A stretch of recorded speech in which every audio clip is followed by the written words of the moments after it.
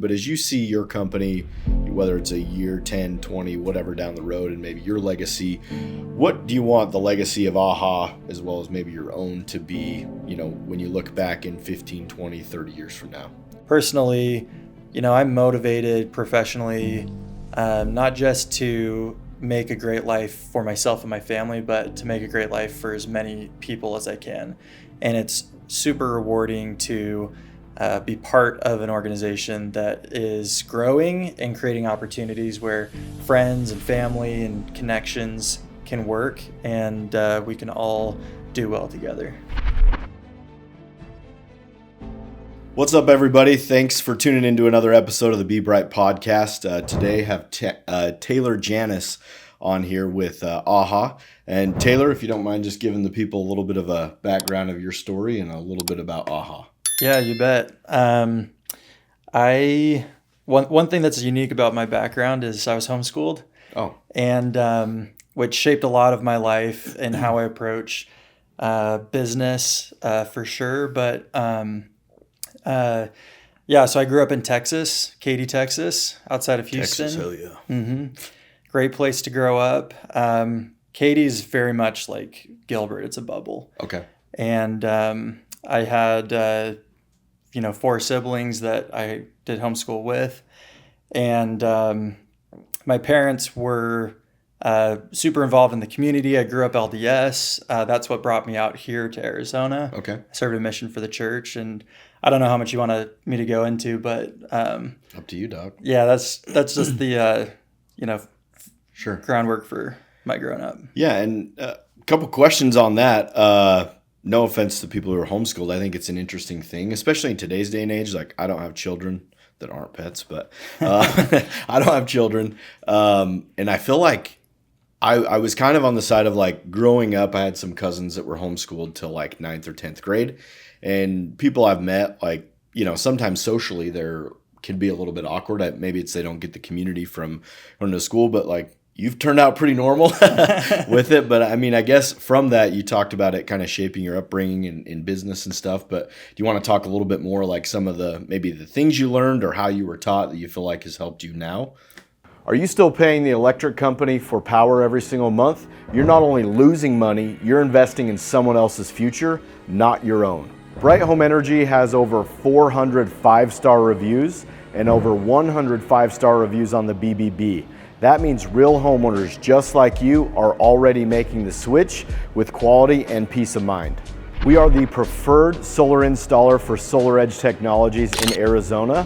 Not a title that was given, but a title that was earned through quality, structure, and peace of mind. As a NABCEP certified solar installer and an APS qualified technology installer, your solar installation with Bright Home Energy is not good, it's top tier. So the choice is yours. You can either keep paying your utility company every month, making them rich, or you can make the switch to solar and start investing in your future today. Yeah, well, I mean, when you're homeschooled, you stick out like a sore thumb. Like as soon as people find out that you're homeschooled, like I always protected that information because Sure. I didn't want people to judge me. Okay. And I think part of the reason people are, weird in that group is because most people that are homeschooled, like there's a reason they're homeschooled. Like Right. They're not fitting in socially at Sure. school. Our family was homeschooling for different reasons. My mom was super religious, wanted to really control the information that we had, and she wanted to protect us as long as she could. But we were involved in sports and in our church community, so I got a lot of social exposure. Okay. But like one thing that really I was hyper tuned to was how do I really just want to fit in. I don't want to seem like I don't know socially what's going on. Sure. So I worked really hard on that, and I think it's a skill that I have to really be aware of what's going on socially around me. Okay. No, and that's awesome. And things like that, especially in today's day and age, like I mentioned, I think I would be a little more prone to, you have kids, you thought of homeschooling them. Do you homeschool them or you? Yeah, I've got a 1.5-year-old and a 3.5-year-old. Okay. So we're not to the point school yet to decide. Yeah, but I don't think I will. And part of the reason for that is it's pretty isolating to be homeschooled, and just that feeling growing up of not really being connected with my peers. Sure. Something that I don't want my kids to experience. But at the same time, like there were a lot of benefits to it. And so, for example, like I am probably more willing to be different than my peers. Okay. And that leads me to make decisions and make moves professionally that some people might not. Yeah. No, definitely. And I've always thought about that anything in life, because like your path is your path. Like you're born into a family, and it's like, you, me, anybody else, it's like your path is also going to be kind of shaped by that. But the beauty, I think, of, sounds like your story and even some of mine is like figuring out who you are along the way. Yeah. Especially, and even if it's different than maybe what your upbringing was. I guess for you, rolling up, like, what did you want to be when you grew up? I'm sure it wasn't like working in the mortgage and solar industry, but what did you want to be from what you remember? You know what? It wasn't quite that, but it's actually pretty close. Oh, really? Okay. Yeah, surprisingly. My dad got into real estate investing when I was growing up. And one of the benefits of homeschool, you've got a lot of time and you can do things that, kids in school can't. And so when I was 14, I was doing a lot of work on his properties. Okay. And I was just trying to think ahead to, I'm going to graduate high school, maybe do college, but I just want to get into a career where I can make enough money that I can start investing myself. Okay. And so I was just thinking about related industries inside the mortgage industry or the housing industry in general. Like I thought at one point I was going to be an appraiser. Okay. And so I just wanted to be involved in that. And I felt like long-term, my retirement goal would be through real estate. Okay. No, like policeman, fireman. No, anything like that. no. All right. Well, no, you're a step ahead of most. So your dad was an entrepreneur, owned his own business? He did. Okay. Yeah. His story is really cool because he did the grind. Like he was a computer programmer. Okay. And he worked for a bunch of different companies, but he was always dabbling in some kind of side project. Gotcha. And finally, like at the time that he got into real estate investing, it was actually because there's this group in Houston called Lifestyles Unlimited. Okay. They mentor people on how to do real estate investing. And he built some software to help him personally, like evaluate the value of a deal. And he presented it to the president of the company, and the guy was like, "This is so good. Like, can you partner with me and like let's build some software together to do this?" And that's when his career like really took the next step, and he was able to, launch his real estate investing. Sure.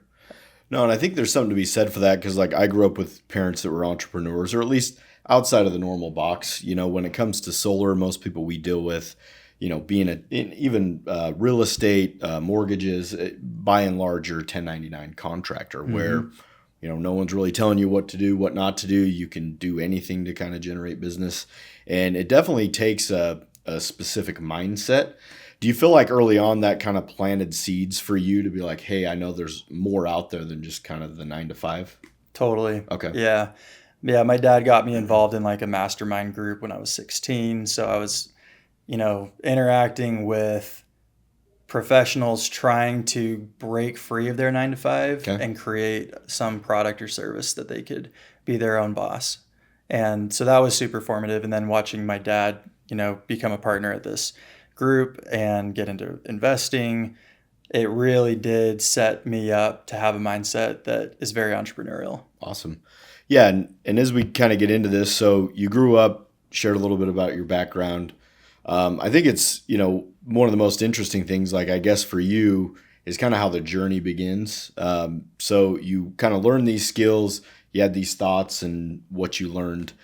Now, fast forward to getting into mortgages, real estate. Do you want to share a little bit about that journey? Like what got you into that? How did you start AHA? Yeah. So mortgages, I got into the mortgage industry after my LDS mission. During my mission, I met a pretty fantastic girl. Okay. And was like, you know what? I'm from Houston. She lives here. After the mission, I want to see where this can go. And so we dated and we actually got married. It worked. It worked out. But I needed something to do while I was here trying to date her. Sure. And my aunt had 2 brothers that owned a mortgage company. And she said, hey, I'll put in a word. Maybe there's a position there. That's how I got into the mortgage industry. Oh, wow. My aunt connected me with her brothers, and I learned it and I loved it. And I wasn't really intent on anything specific. I just wanted to, be involved in that space, and they gave me a great opportunity. Paid for my education to become a loan officer, so it was a good fit. Yeah, I dabbled in real estate a little bit, not on the mortgage end, but on the realtor end, and it was kind of crazy to me because, and maybe you shared the similar story, because you go, at least for me, I wasn't working at a broker at that point. I'm like, let me go to the Arizona School of Real Estate and Business, do my 90-hour crash course, and then I picked a broker, which was Keller Williams. And then I realized, because when you're going through it, at least with me, I'm like, yeah, I'm a realtor, and this is awesome. And then the reality hits, and I'm like, I know 3 people who either own a home or could own a home, because I wasn't from here. And I was like, man, I really got to grit, my teeth. And so I did it for 4 or 5 months. I was a statistic, so I moved to solar after that. But what was that initial learning phase? What was that like? And were there ever moments where you're just like, man, I don't think I can do this, or I want to quit or get out of it?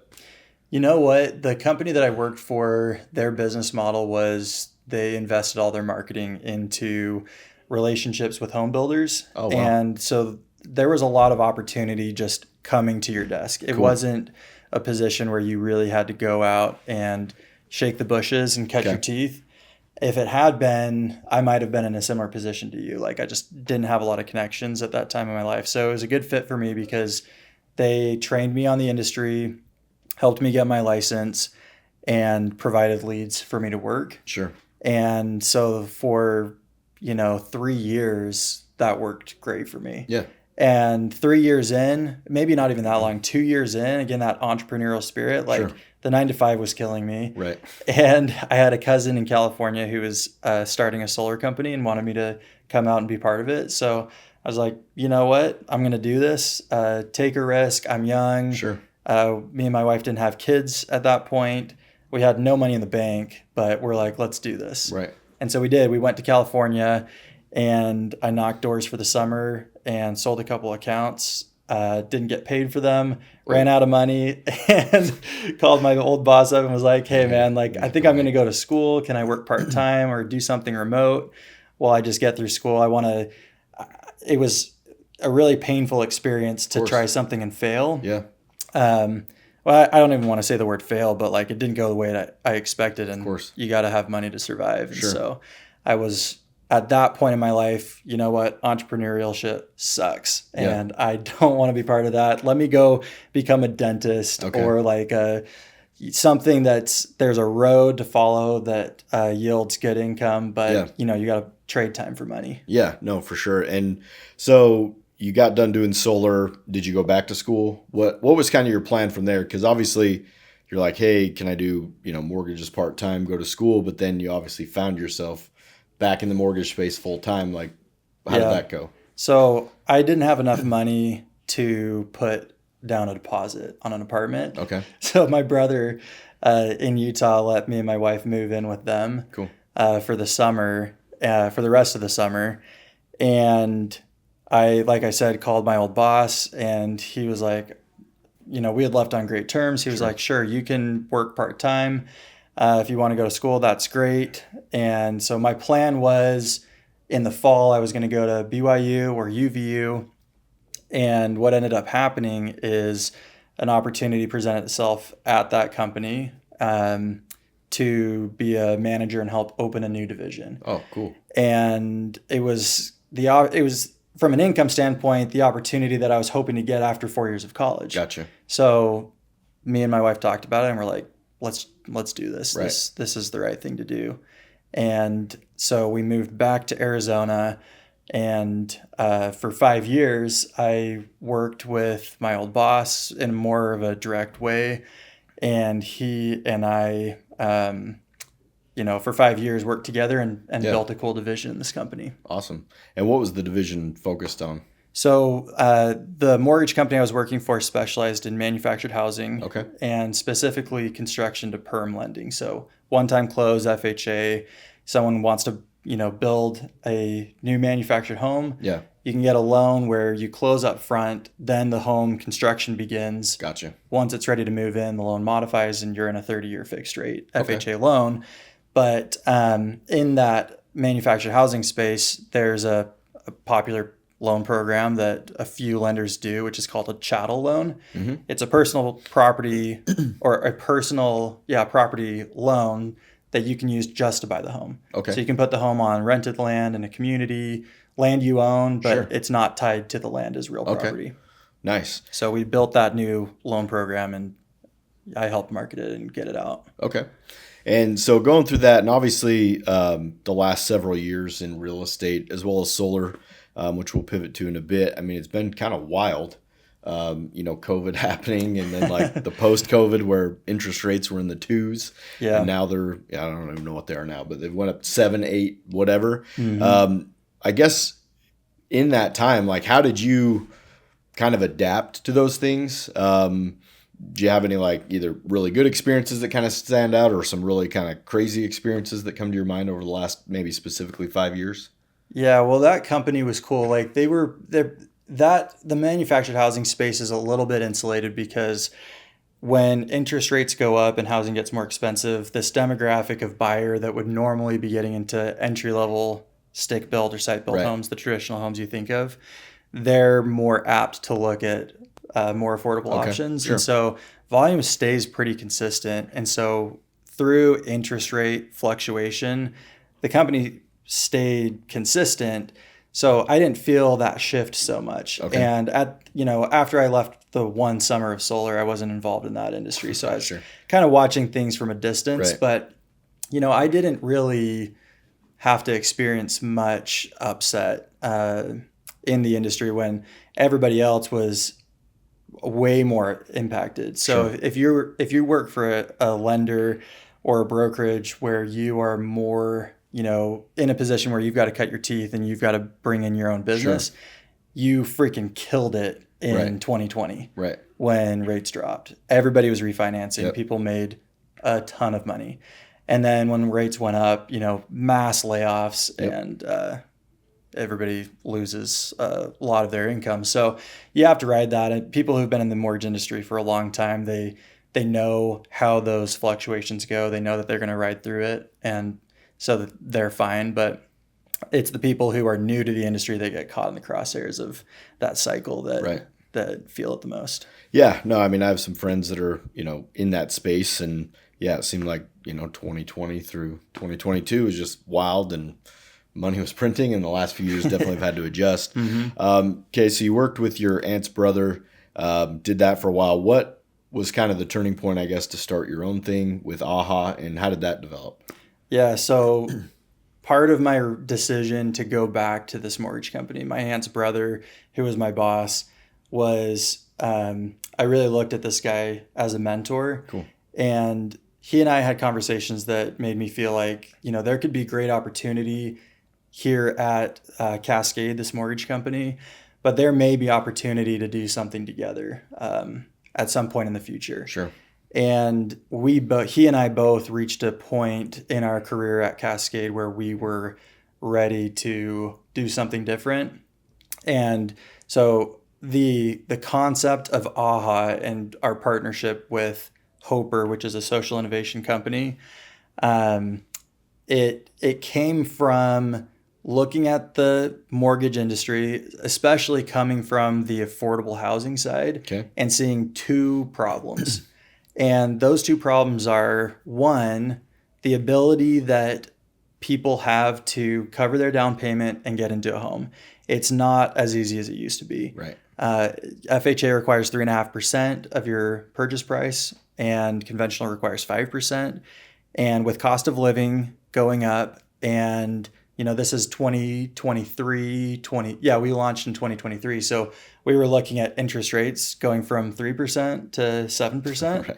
And so now you've got home prices that are super expensive, at least comparable to what they had been. Interest rates skyrocketed, and then just general cost of living. You go to the grocery store, you're spending twice as much. And so you've got a lot of families who have good income and they've got good credit, but just getting ahead to cover a down payment is a real problem. So that's problem number one. And then problem number two is for the individual or family that scrapes together everything they can to get that down payment and get into a home. That's the extent of their life savings. Of course. when you buy and you put the minimum down, you really have no equity in that home for 3 to 5 years. Yeah. So there's this mortgage default bell curve that people in the industry are familiar with, where the likelihood or the propensity that a homeowner has to default on their mortgage is the highest during the first 5 years of homeownership, because they have less money in the bank and they don't have equity in their home. Once they get through 5 years, they've got equity and they usually have saved some money up by that point. And so at that point, the propensity to default is essentially 0%. Sure. But that bell curve of that big spike of default rates, what could be done? What program could be created to flatten that or hedge against that and set people up to be successful in their mortgage? Right. No effective programs exist to my knowledge. And so those were the two problems that my original partner and I looked at and thought, hey, what could we do to solve these two problems? And that's ultimately what led to the creation of our program. No, that's awesome, because I think, the essence of business, and to me, whether it's business sales, they're always usually combined, is bringing value to the marketplace. Mm-hmm. You have supply, you have demand, and then as you look at a specific industry, like you guys were able to, of like, hey, where's maybe a niche, or like, where's a big problem that we're not seeing solved? Mm-hmm. And that's typically where most of the income and earning potential comes. Like you think of Amazon, right? Like what they're solving problems all day, every day for, convenience, products that you normally wouldn't get in a timely manner, easy way to return them. And obviously the marketplace has responded because they're worth, more than everybody. So, and then for you, do you want to talk a little bit about Hoper? Like, what is Hoper? You said it's a social innovation company. What does that mean sort of in layman's terms? And what was it about them that kind of attracted you to go down that route? Yeah, so Hoper is conducting a research project around it's a hypothesis and really just an experiment. If a prospective home buyer goes through, really customized and effective home buyer education before they purchase a home, and after they purchase their home, they engage in a meaningful financial mentorship course. Okay. Will that homeowner perform better on their mortgage than someone in the exact same demographic that did not receive that same value? That was the original concept of Hoper, was pre-closing homebuyer education, post-close financial mentorship. In the meantime, that homebuyer is engaged with a homebuyer advocate. Wow. And so that was the hypothesis. And like other research projects, participants are compensated for their time. Yeah, of course. And so in the way that they're compensated, they're able to use the money they earn through participating for closing-related purposes. Okay. Lenders allow the funds to be used for down payment, for closing costs, buying the interest rate down. Yeah. And so it's, that's the initial concept. And then a year and a half into running that program, we were looking for something that was a little bit more impactful than just educating people on, hey, it's really important for you to save money after you purchase your home. Don't go to Starbucks, for a month. It's just, it's not going to work. It doesn't happen fast enough to really make a difference for loan performance. So we got into the idea of solar being a part of our program when we realized that, number one, FHA makes it really easy for you to finance solar through your mortgage. They've got this solar and wind technology policy that makes it very easy for a home buyer to put solar in their mortgage. Sure. And when you do it that way, you avoid a lot of potential issues that are created just the way that solar is being financed today. Yeah. So we loved that. We also loved that solar, at least currently, there's still a federal tax credit that allows home buyers or, people who go solar to qualify for that. That's a really awesome way for people to have $10,000 in their bank the year after they purchase their home when they need it most. And so that was really exciting. And then obviously the long-term energy savings just fits really well with what we're trying to do of setting people up for success. Yeah, because I think it all, obviously correlates together, because that's the thing is like you buy a house, right? You're like, cool, I bought a house. Then I got to furnish the house. And then I got the water bill. And then I got the electric bill. And Yeah. usually the electric bill, especially in Arizona, is a huge, like we run into people that have $500, $600, $700, $800 power bills. And it's like, if you used all the money you had to get a house, you're barely making ends meet now and you have no savings. Like, you're sacrificing something to pay that power bill. Yeah. But to take a step back, that's interesting to me that, there's always these programs, it seems like, from the government that may give people money, but I feel like that doesn't really enlist change typically. Like just giving somebody something just for like checking off a box, but actually educating them, pre and post close, I think is super awesome. And I didn't know that because, it's like in life, you think you go through school, like you don't learn financial literacy really. Even in college, like I took some business accounting classes, but like nothing super applicable. And so that's awesome to where it's like, not only are you able to, or through that program, get them some extra money to cover some of those major expenses, but like the impact you're giving them is not only going to change their life, but hopefully their children's lives. And, as they move forward, maybe go to their next home or buy multiple homes, it's like they have that foundation that sets them up for success. Exactly. Yeah. They're at a period of their life where they're motivated to really look at their financial health. And we see extremely high engagement in that post-close financial mentorship course. And it is really impactful. So yeah, we want to promote generational wealth, and the best way to do that for the average American is through homeownership. Yeah, and educating them while you're at it. So now tying in solar, you were kind of looking for something to bring a little bit more impact. I feel like I had heard rumblings of that FHA program for like years, like you would hear it here and there. I mean, to my knowledge, you guys are kind of on the forefront of that. I mean, what's it been like exploring kind of just a whole new genre of like, customers and just bringing value to the marketplace? What's that experience been like? Well, it's really fun. Like the epitome of entrepreneurship is, being in the lab, thinking about something that you think the market's going to like. Right. And then you launch it and the market responds, and they might like it and they might not. But that feedback, you will get that feedback very quickly. And it's fun. And then you iterate and you make changes, and then you go back to the market. Right. And so when we brought the solar and wind technology policy into our program, the market responded immediately. It was crazy. Like we went from being a 5-man team to being a 50-team group very quickly because of how much need was coming to us for this program. No, and that's what I think kind of gets missed. There's a lot going on with the big, beautiful bill and the solar tax credit. And energy is really something that, depending where you live, it's all different. Like here in Arizona, they're part of the grid.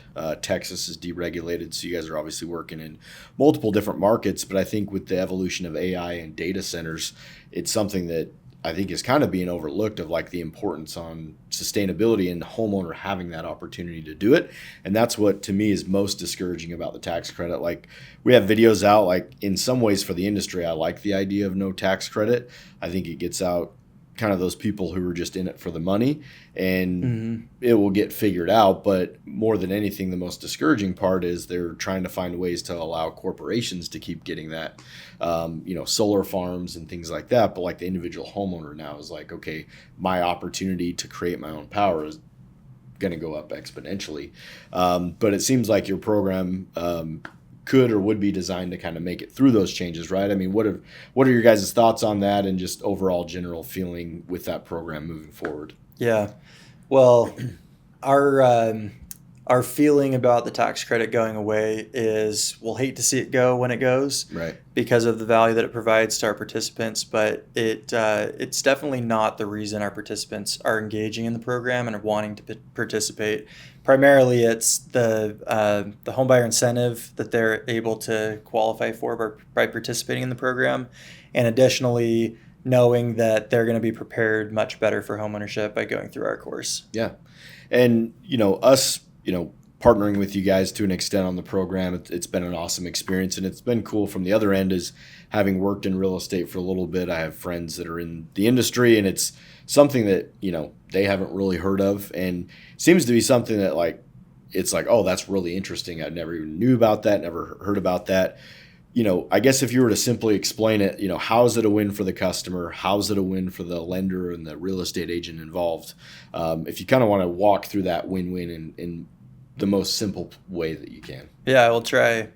For the home buyer, the value is if you have money saved for your down payment, you get to keep it. And if you don't, then you can still get into a home. Okay. This program will get people who otherwise could not get into a home into a home. Okay. There's a lot of reasons why people need to move Sure. and get into a home. And so for the homeowner, they get the financial incentive. They get all the benefits of solar, financed through a mortgage, no second lien, the tax credit that they're getting now, and the owning their energy, long-term protection from utility hikes. For the loan officer, the realtor, the home builder, they are marketing this program as a way to help more people. So they can save a deal that, you've got a home buyer who's got just enough money to close on their home, but their debt to income ratio is a little high and they need to use some money to pay some debt off. Cool. Well, our program can come in and it can pay the debt off. Wow. And then it can get into the home. Or you've got an appraisal shortage. This home buyer incentive can overcome an appraisal shortage up to $13,000. So loan officers and people in the mortgage space see it as a program that allows them to just do a little bit more volume. Gotcha. Yeah, and that's what I think has been the general feedback is a lot of people, believe it or not, I feel like that I've talked to even in the real estate and mortgage industry, like solar is definitely a hot topic in that community. For realtors, it's kind of a trigger word, but it is. Yeah, it's funny. Well, it's funny because realtors really are so anti-solar, and part of that is just because they're the ones that are dealing with second lien issues on resale. So they've been burned so many times by solar, and so it gets a negative connotation. But when they sit down and we explain why solar is part of our program, first of all, and then how it actually gets financed and is part of the transaction, every realtor that we talk to is like, oh, finally, this is how this makes sense. Right. Aha. Yeah, aha. Right. There we go. Yeah. Like that. No, it's true. And one thing I forgot to mention for the loan officers is that, anytime you're doing something new, looking at a new program, ours included, there's some skepticism. Of course. As soon as a loan officer has done one deal and they see how easy it is and the value that it actually gives their home buyer, they love the program and they start telling every buyer about the program. Right.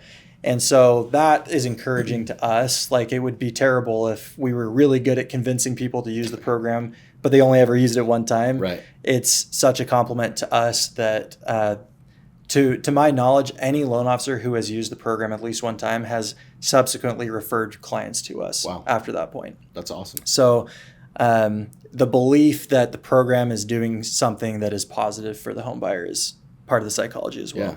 Works 100% of the time.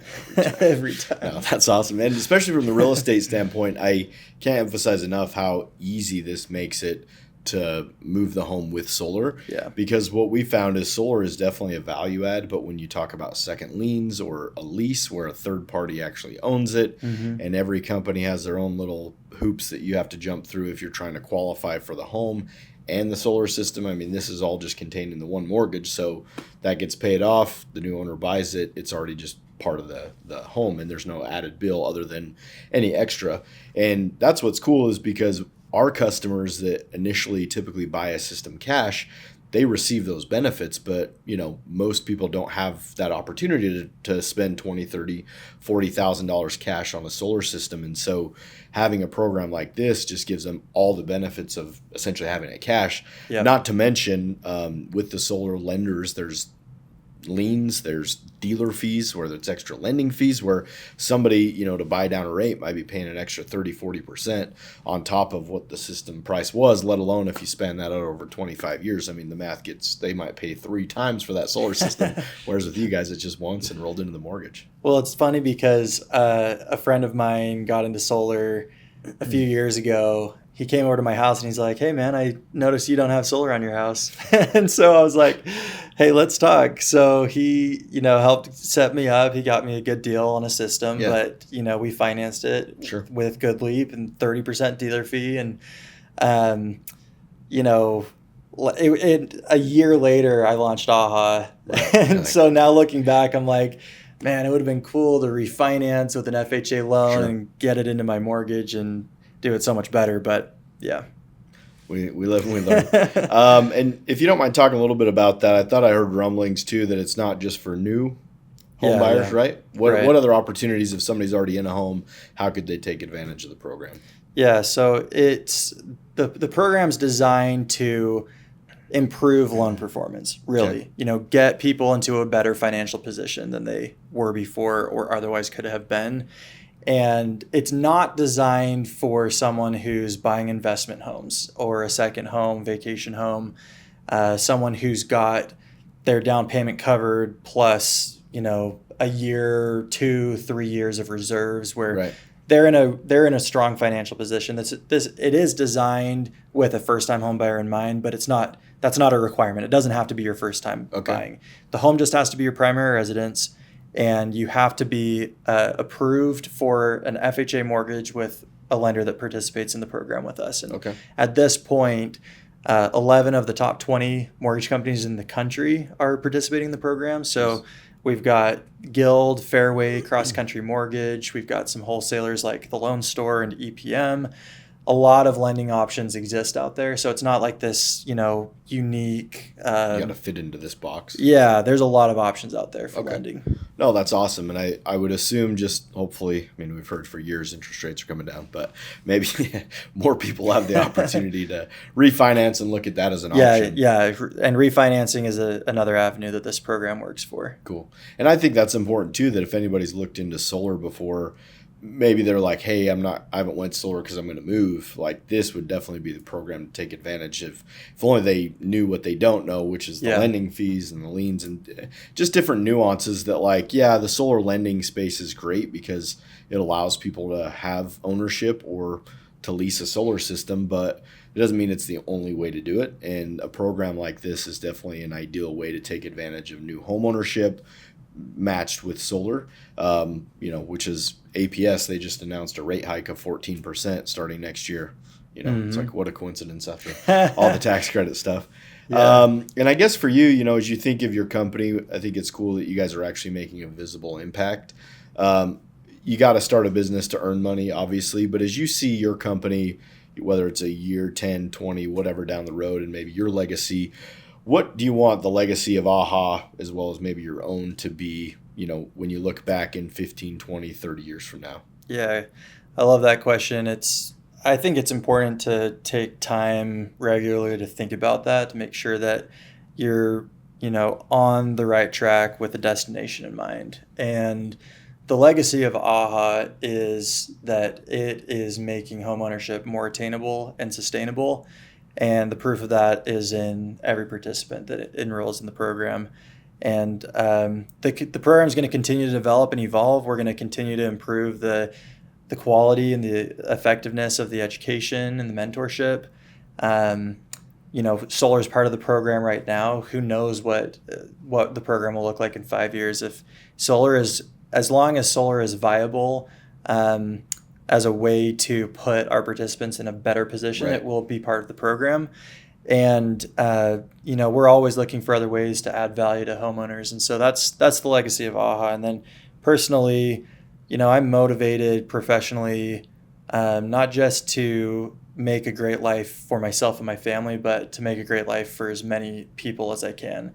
And it's super rewarding to be part of an organization that is growing and creating opportunities where friends and family and connections can work, and we can all do well together. Yeah, that's amazing. And I think for me, in business ownership and entrepreneurship, a lot of times we all start, I think, of like maybe we see a need and we want to fill it, but it's typically monetary based, right? Like most people, I'd say everybody that starts their own business are like, I want to have the opportunity to make more money and hopefully have more time with my family or things that I care about. isn't always the case on either of them some years or sometimes. But Right. I know now looking back, we've been in business 8 years, and definitely my most fond memories, though, it's not like the money or even, I mean, the customers are cool because you're making an impact, but I definitely say overall it's like the people, right? Yeah. Like people who work with you, work for you, even those people you educate, actually making a positive difference in their life versus, no offense to fast food or like soda, but like, is that really improving somebody's life if you're dealing that? Probably not. Yeah. But something like this is something that changes generations.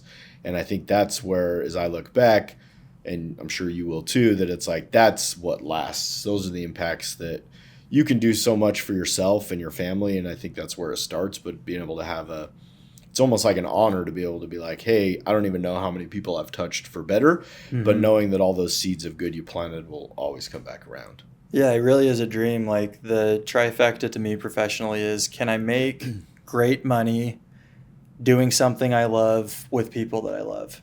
And that's where we're at right now, which is phenomenal. And our goal is to be around for forever, and be a place where people can develop long-term careers. Well, and I think it's cool just from our perspective, having been in the solar industry for 10 years, just knowing the caliber of people that are working with you over there. Just amazing, amazing people. And like I've told a lot of people on the podcast, like I think solar has brought some of the worst people in the industry like I've ever met, and definitely some of the best. Sure. But it's cool to see that a bunch of good people are there together, making a difference. And I appreciate you coming on. Thank you guys for the business partnership and get to know you guys personally. It's been a lot of fun. And for you all, thanks for tuning in. Hopefully you've gathered something from this podcast that made you think, aha. And look forward to catching you on the next one. Taylor, if they want to get a hold of you on the socials, do you want to put up maybe Instagram, LinkedIn, whatever to find you and your company? Yeah, Taylor Janis on LinkedIn, Tay Janis on Instagram, Taylor Janis on Facebook. So. Do you have a TikTok? No, my wife does. There you go. So cool. Well, thanks again, man, for being on. I had a ton of fun. Thank you all for tuning in. Make sure to hit the like and the subscribe. Keep tuning in for the latest and greatest from the Be Bright podcast.